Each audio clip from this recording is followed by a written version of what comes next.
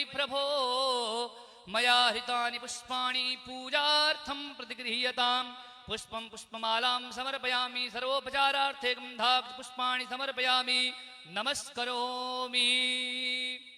बोले पूज्य महाराज जी की, यज्ञ नारायण भगवान की, श्रीमद् भागवत महापुराण की।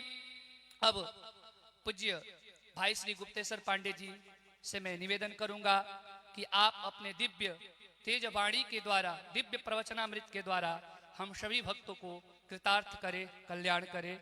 जय श्रीमन्नारायण।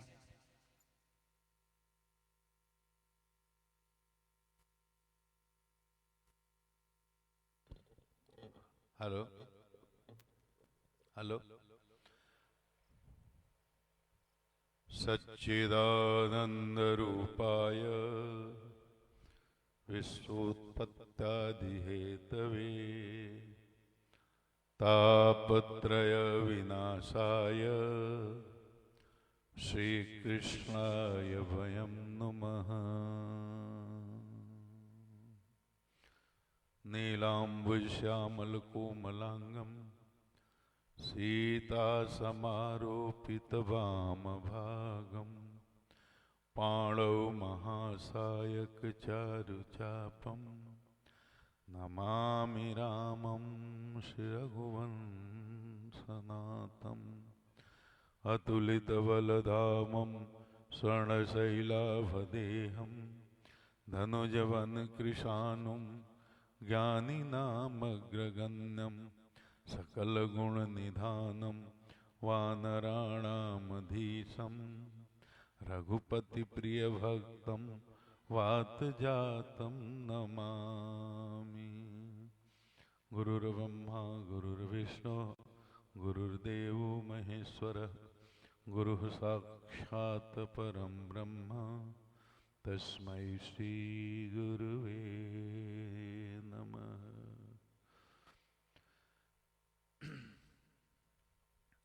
ये बहुत ही सौभाग्य की बात है कि परमपिता परमेश्वर के आशीर्वाद से, उनके अनुग्रह से, उनकी असीम कृपा से पटना जिला अंतर्गत ग्राम बिशुनपुरा में यज्ञ का आयोजन हुआ है। और इस आयोजन के दौरान श्रीमद् भागवत कथामृत का आप सब लोग रसास्वादन कर रहे हैं और यह रसास्वादन करा रहे हैं परम आदरणीय प्रातः वंदनीय श्री गोपालाचार्य जी महाराज, जो रामानुज संप्रदाय के बहुत ही उच्च कोटि के संत हैं। उनका यहाँ चतुर्मास भी हुआ और पूरे चतुर्मास की अवधि में उनके दिव्य प्रवचन से यहाँ का वातावरण सुभाषित है। सतोगुण की गंगा बह रही है। देखो जी, कथा सुनना, कथा का श्रवण करना, श्रवण का महत्व तो बहुत विस्तार से बताया है शास्त्रों में। श्रीमद् भागवत में भी श्रवण की महिमा बताई गई है। और जो भक्ति के कई रूप हैं, कई साधन हैं, उसमें एक श्रवण भक्ति भी है। लेकिन कथा सुनना, भगवान के नाम रूप लीला, उनके गुण के कीर्तन को सुनना, ये सबके सौभाग्य में होता नहीं। और इसके पीछे एक विज्ञान है, साइंस है। अगर तमोगुण की पराकाष्ठा है जीव में, तमोगुण बहुत बढ़ा हुआ है, तो उस व्यक्ति की प्रवृत्ति नहीं होगी कि वो कथा सुने, भगवान की लीला सुने, भगवान के चरित्र का गायन सुने, वो उसके कान में अगर जबरदस्ती भी ये कथामृत को प्रवेश कराया जाए तो चूंकि उसके कान के साथ, उसके इंद्रियों के साथ उसका मन संपृक्त नहीं होगा, संयुक्त नहीं होगा, इसलिए कथा सुन करके भी वो नहीं सुनेगा। क्योंकि हमारी इंद्रियों के साथ मन का जब संयोग होता है तभी वो काम संपादित होता है। अगर मन का संयोग कान के साथ नहीं है तो कान सुनते हुए भी नहीं सुनेगा। मन का संयोग आंख के साथ नहीं है तो आंख देखते हुए भी नहीं देख सकती। तो ये इसको समझने की चीज है कि जब जीव में तमोगुण बहुत बढ़ा हुआ होता है, शिखर पर होता है, तो उसका स्वभाव, उसकी प्रवृत्ति, उसका आचरण, उसका व्यवहार, उसका चिंतन तमोगुणी होता है। आहार निद्रा भय मैथुनम च, मतलब उसके जीवन का परम उद्देश्य यहीं से शुरू होता है और यहीं समाप्त हो जाता है। आहार निद्रा भय और मैथुन। आहार आप समझ रहे हैं, निद्रा भी समझ रहे हैं, भय में सबसे बड़ा भय अगर किसी को हो, जीव को होता है, वो मृत्यु का भय है। वो समान रूप से है, पशु में, पक्षी में, कीड़े में, मकोड़े में, मनुष्य में, मनुष्यों में भी, विद्वान में भी और मूर्ख में भी। और मैथुन संतान उत्पत्ति करना। तो आहार निद्रा भय मैथुन तो समान रूप से सब में विद्यमान है। पशु में, पक्षी में, कीड़े में, मकोड़े में, सब खाते हैं, पीते हैं, संतान पैदा करते हैं और सब मर जाते हैं। तो तमोगुण प्रधान जीव जो होते हैं उनकी सोच और उनका कर्म आहार निद्रा भय मैथुन तक सीमित रहता है। ऐसे व्यक्ति को आप कथा में आमंत्रित करोगे, कदाचित आ भी जाए, ये तो आ नहीं सकता, आ जाए तो सुन नहीं सकता, सुन ले तो पचा नहीं सकता, क्योंकि उसका मन, उसका अंतःकरण, मन बुद्धि चित्त अहंकार, उसका अंतःकरण तैयार ही नहीं हुआ है उसके लिए, तो वो उसके लिए ये कथा नहीं है। अब रजोगुण अगर बढ़ा हुआ हो तो ये दूसरे स्तर के श्रोता होते हैं। ये पीताम्बर जी जो अपनी चिंता व्यक्त कर रहे थे, मैं उसी की व्याख्या कर रहा हूं। रजोगुण अगर अपने चरम उत्कर्ष पर है जीव में, तो उसका मन, उसका चित्त, मतलब मन बोलते हैं तो मन बुद्धि चित्त अहंकार सबकी संज्ञा हो जाती है। चित्त भी बोलेंगे तो मन बुद्धि अहंकार सबकी संज्ञा हो जाती है, और बुद्धि भी बोलने से मन बुद्धि चित्त अहंकार सबकी संज्ञा हो जाती है। तो जो इसका रजोगुण बढ़ा हुआ रहता है उसका चित्त इतना अशांत रहता है, मतलब क्षिप्त विक्षिप्त। तमोगुण बढ़ा हुआ है तो चित्त की दशा होती है मूढ़, मूढ़ावस्था में रहता है, मूढ़। आहार निद्रा भय मैथुन, इसके बाद खाया पिया मौज किया। चार्वाक दर्शन, जावत जीवेत सुखम जीवेत ऋणम कृत्वा घृतम पिबेत भस्मीभूतस्य देहस्य पुनरागमन कुतः। खाओ पियो ऐश करो, दारू पियो, मांस खाओ, एक दिन खुद मर जाओ, इतने ही में जीवन रहता है।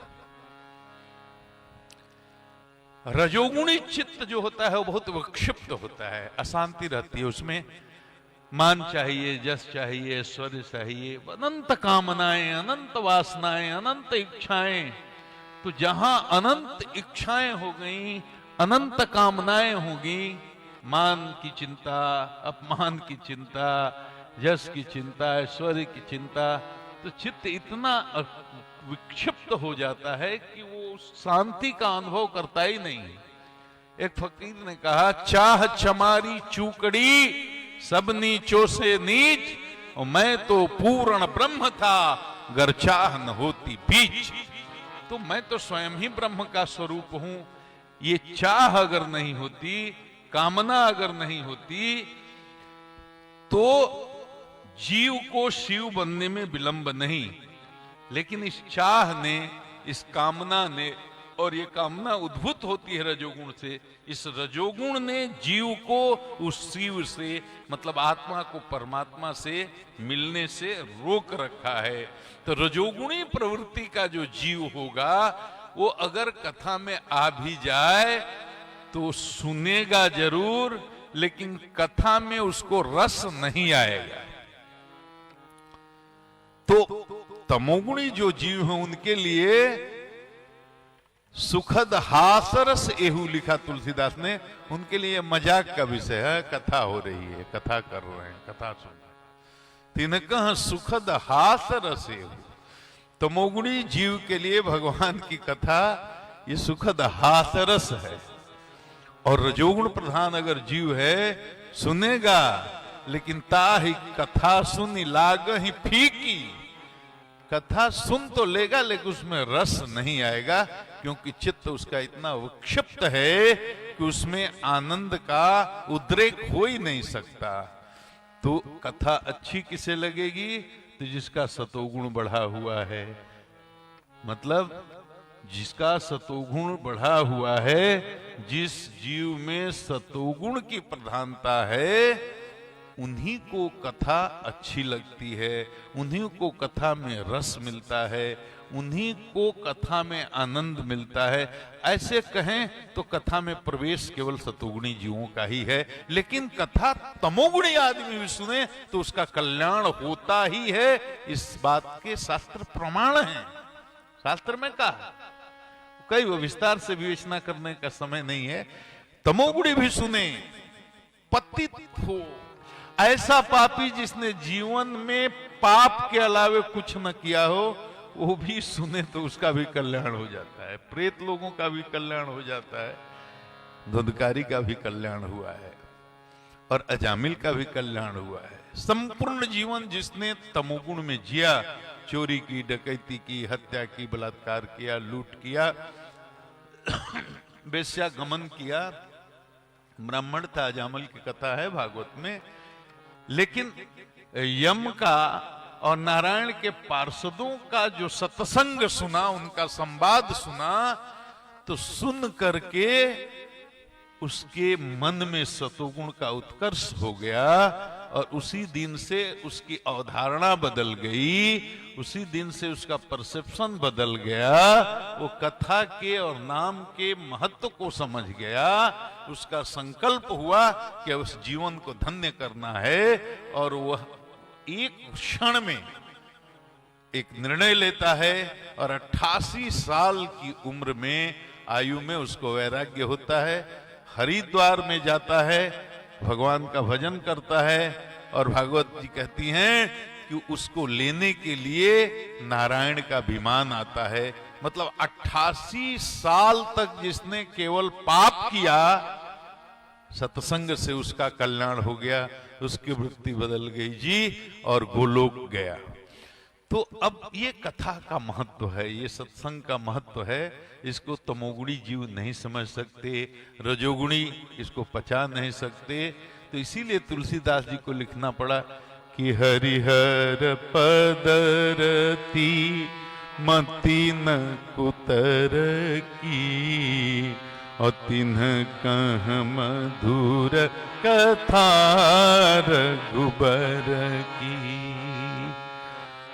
हरिहर पदरती मतलब जिसको भगवान के चरणों में प्रेम है, और मति में, बुद्धि में कुतर्क नहीं है।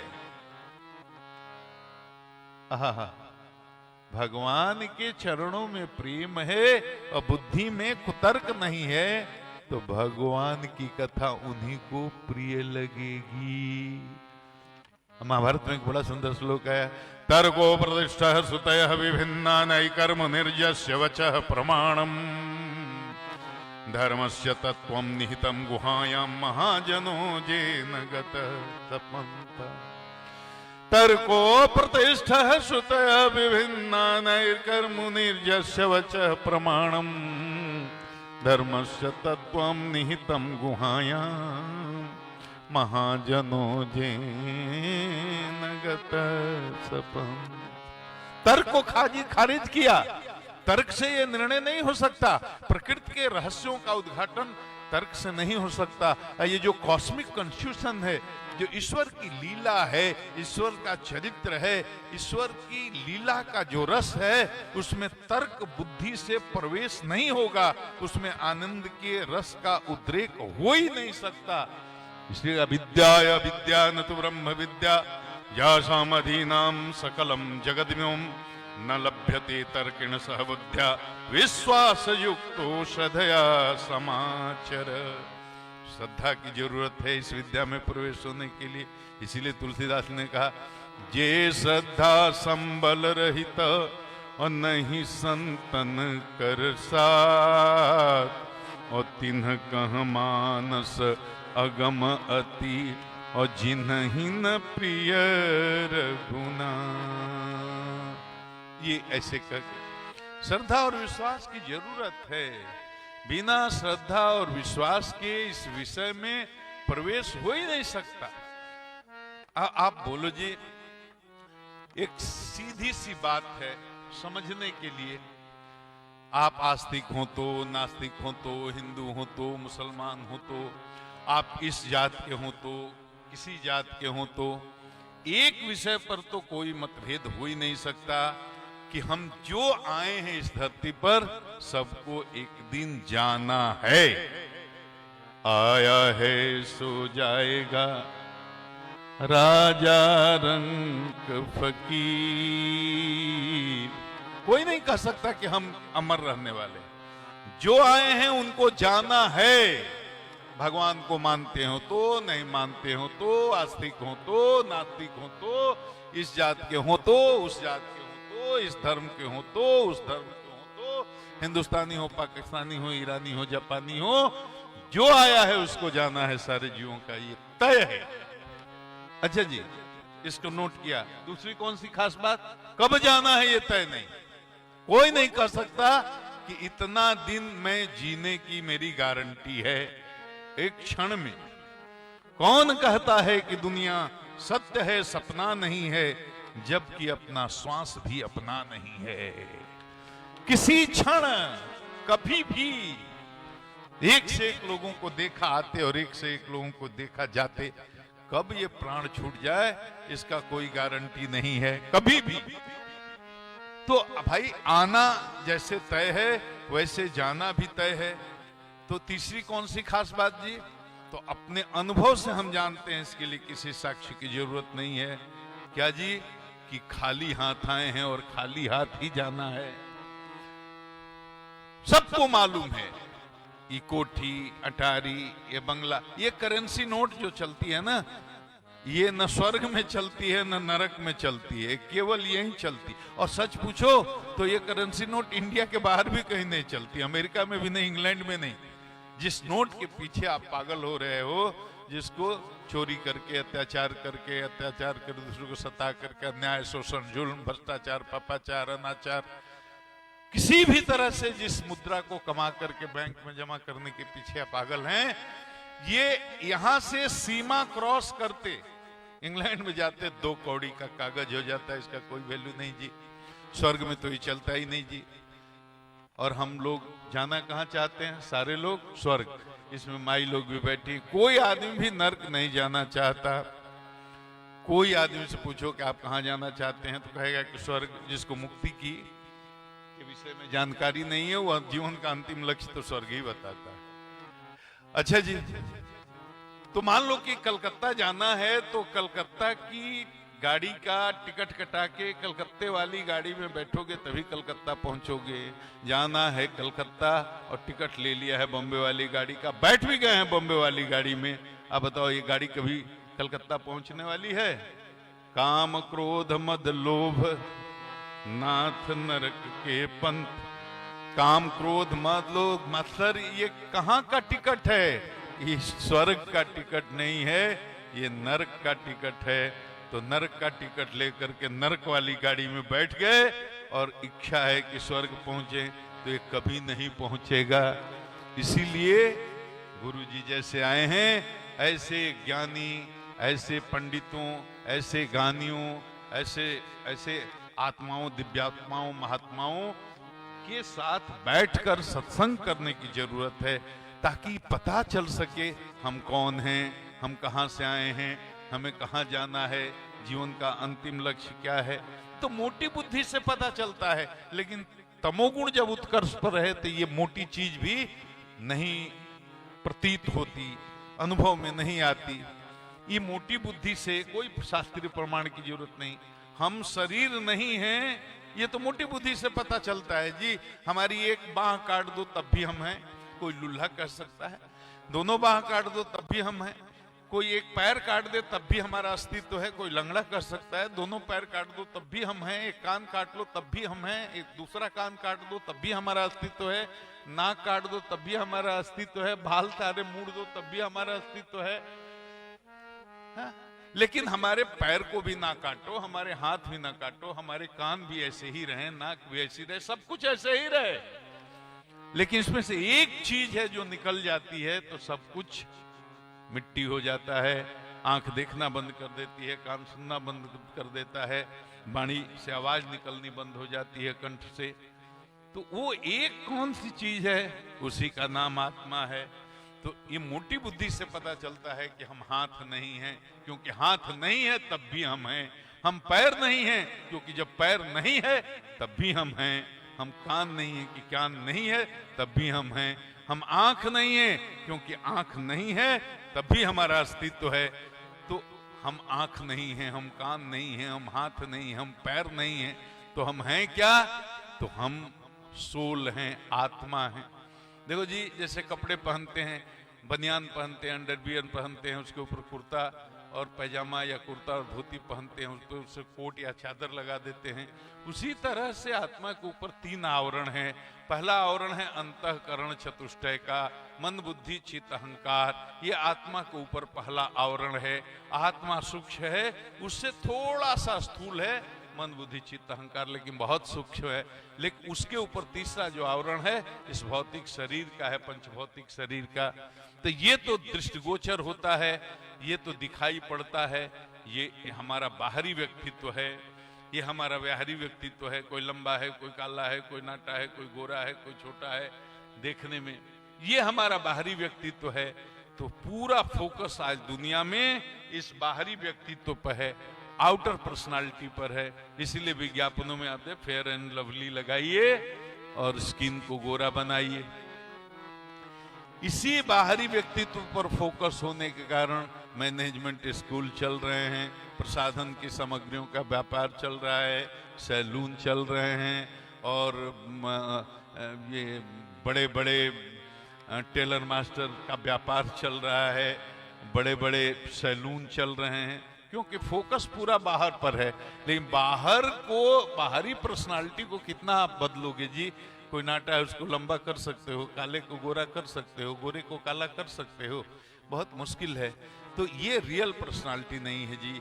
असली पर्सनालिटी इनर पर्सनालिटी है। वो क्या है? अंतःकरण चतुष्टय है, मन बुद्धि चित्त अहंकार। वो इतना सूक्ष्म है कि बुद्धि से समझ में नहीं आता, विज्ञान की समझ के बाहर है। शरीर के करोड़ों टुकड़े आप कर दो, इसमें से किडनी निकाल करके दिखाया जा सकता है, ये किडनी है, ये हार्ट है, ये ब्रेन है, ये अंतड़ी है।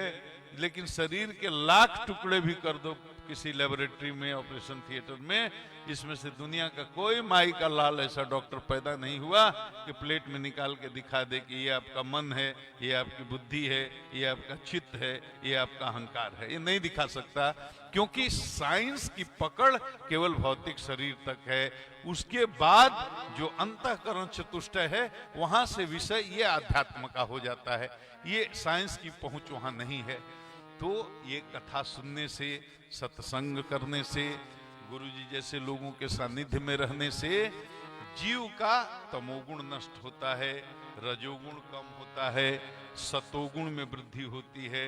जब सतोगुण में वृद्धि होगी तो जिज्ञासा उत्पन्न होती है कि हम कौन हैं, हम कहां से आए हैं, जीवन का अंतिम लक्ष्य क्या है।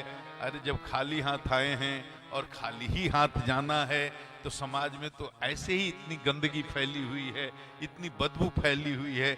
गली का झगड़ा, नली का झगड़ा, मुर्गा का झगड़ा, मुर्ग का झगड़ा, बैल का झगड़ा, खसी का झगड़ा, मोच का झगड़ा, पूंछ का झगड़ा, सास का झगड़ा, बहू का झगड़ा, पति का झगड़ा। अरे एक घर में 4 बेटे एक ही माँ बाप के एक ही आंगन में पैदा हुए, एक साथ पढ़े लिखे जवान हुए, चारों की शादी हुई, 4 बहुएं आई, 4 महीना के बाद घर में 4 चूल्हा जलने लगता है जी। अरे 4 ही माताएं एक साथ बैठी, चारों बहुओं बैठी, चारों गोतनी एक साथ बैठती हैं। अरे 1 महीना 2 महीना तो बड़े प्यार से बातें आपस में होती हैं, उसको कहते हैं सत्संग। 2 महीना के बाद चारों गोतनी में होने लगता है हॉट डिस्कशन, उसको कहते हैं बतसंग। और उसके बाद चारों गोतनी में पुतकटनी, भतरकटनी, बपकटनी होने लगता है, इसको कहते हैं लतसंग, झोंटा झोंटी। आप घर घर में है, सास को बहू से नहीं पट रहा है, बहू को सास से नहीं पट रहा है, गोतनी को गोतनी से नहीं कट रहा है, ननद को भौजाई से नहीं पट रहा है, भौजाई को ननद से नहीं पट रहा है, ये भाई को भाई से नहीं पट रहा है। ये चेतना का स्तर नीचे गिरने के कारण ये सारे झगड़े, घर के झगड़े हों या पड़ोसी के झगड़े हों, गांव से गांव के झगड़े हों या देश से देश के झगड़े हों, आपसी ईर्ष्या, आपसी द्वेष, आपसी कलह के कारण, क्योंकि चेतना का स्तर इतना नीचे चला गया है कि घर घर में इसका प्रभाव दिखाई पड़ता है। तो सत्संग सुनने से, और गुरुजी गोपालाचार्य महाराज जी यहाँ पधारे हैं, ऐसे दिव्यात्मा महात्मा, ऐसे संतों के साहचर्य से आदमी की चेतना का स्तर, आदमी की चेतना का स्तर ऊपर उठता है, उसका तमोगुण कम होता है, उसका रजोगुण कम होता है, सतोगुण में उत्कर्ष होता है। तो छोटी छोटी बातें जो हमारे अंदर तनाव पैदा करती हैं, जो गांव गांव में, घर घर में झगड़े पैदा करती हैं, उनका अंत होता है। इसलिए समाज में अगर शांति चाहिए, घर में अगर शांति चाहिए, तो उसका पहला काम ये है कि आदमी की आध्यात्मिक उन्नति करनी होगी, वो और किसी काम से नहीं होगा। आध्यात्मिक क्रांति के माध्यम से ही शांति आएगी, चाहे वो घर की शांति हो, चाहे समाज में शांति हो, चाहे राष्ट्र में शांति हो, चाहे विश्व में शांति हो। अगर शांति लाना है तो उसका एक ही उपाय है, आध्यात्म में प्रवेश करना होगा, साधु संतों का सम्मान करना होगा, उनकी आज्ञा का पालन करना होगा और सत्संग करना होगा। सत्संग माने सज्जनों का संग, माने जो कितना समय हम लोग बर्बाद करते हैं एक दूसरे की आलोचना करने में, एक दूसरे